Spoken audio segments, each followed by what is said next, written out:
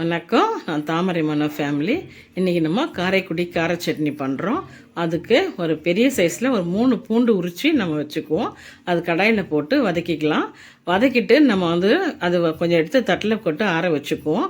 ஆற வச்சுட்டு நம்ம ஒரு 50 கிராம் அளவுக்கு காஞ்ச மிளகாய் போட்டு நல்லா வதக்கிக்கலாம். அதே மாதிரி வதக்கி எடுத்து அதையும் தட்டில் போட்டு கொஞ்சம் காத்தார வச்சுக்கோங்க.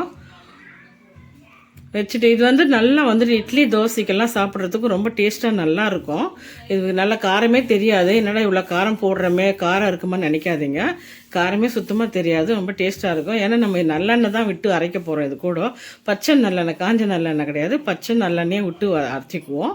இது போட்டுக்கிட்டு கொஞ்சம் ஒரு அரைநெல்லிக்காய் சைஸு புளி போடுங்க. இது அரைக்கும் போது போட்டுன்னு கொஞ்சமாக வெல்லம் போட்டுக்கலாம். போட்டுட்டு உப்பு போட்டுட்டு நம்ம அரைக்கலாம்.